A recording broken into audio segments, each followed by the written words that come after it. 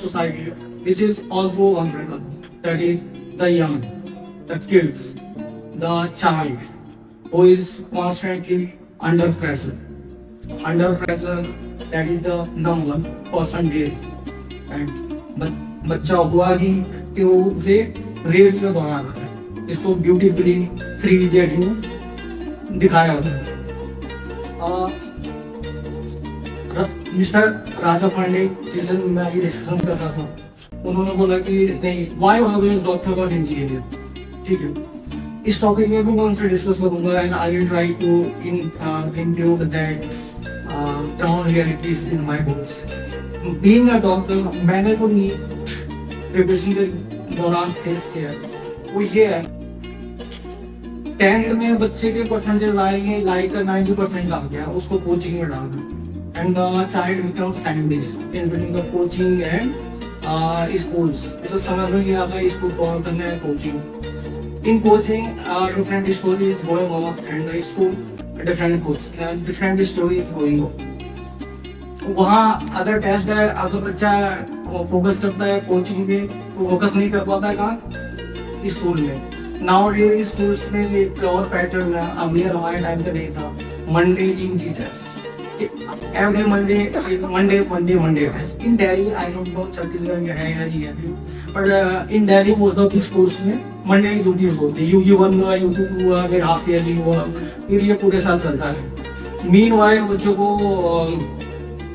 Coaching का देखना पड़ता है, but they are not able to. The 10th syllabus and the 11th syllabus is totally different। 10th जब बच्चा 11th में आता है तो उसको 2 to 3 months लग जाते हैं ये समझने में कि मुझे करना क्या है, और फिर सितंबर की exam, then the result. Most of the coaching just they are taking the money और आपने पूरे एनम का फीस दे दिया, वो बच्चा पढ़े या ना पढ़े, बस तो वीक है तो पेरेंट्स को नोटिफिकेशन भेज दिया, रिजल्ट भेज दिया कि student is not performing well, और वो student becomes pressurised.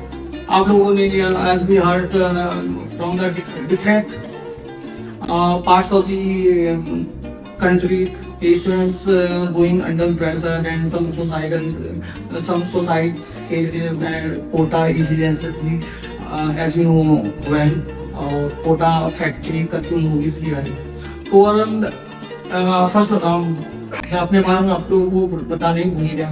Actually, I am a little bit nervous. This is my first stage on the stage. I am a doctor. Initially, I worked on a DCS project जो AIMS Delhi है, जो कि उसका e-hospitalization project था।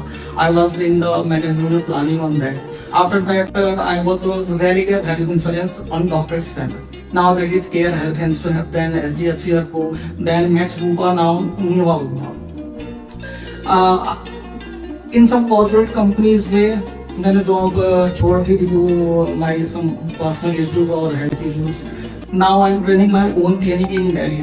Apart from that I am also running free coaching for BPL students और students who is studying in government schools, specially for NEET preparation.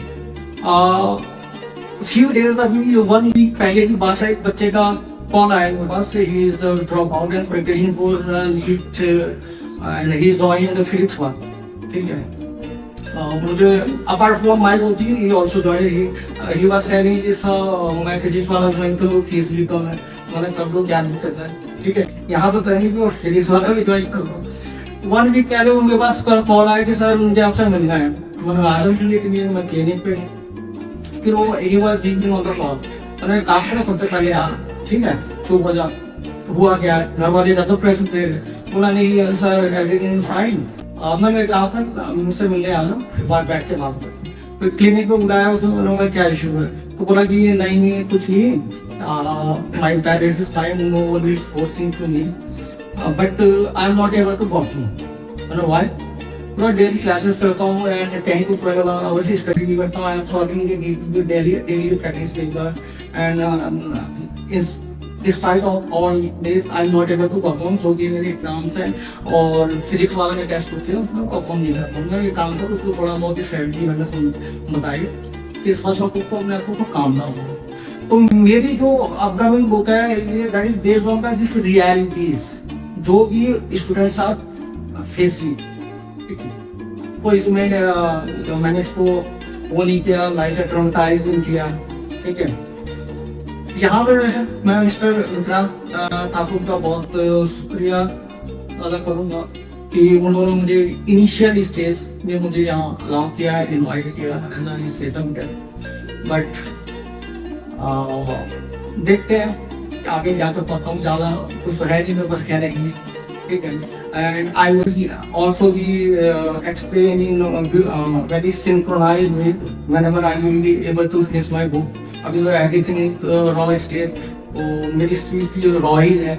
मैंने सबको बोला भी कि अगर कोई स्पीच वगैरह आया था उनसे बता दूंगा, फिर आपको रिपेयर कर लूँगा। तो ये बात इसी तो उन्होंने मुझे बताया थी कि स्पीच वगैरह मुझे एंड ठीक है, ये इंस्टेंटली जो मुझे समझ में आ गया, ठीक है। If I said anything unprofessional I apologise to that.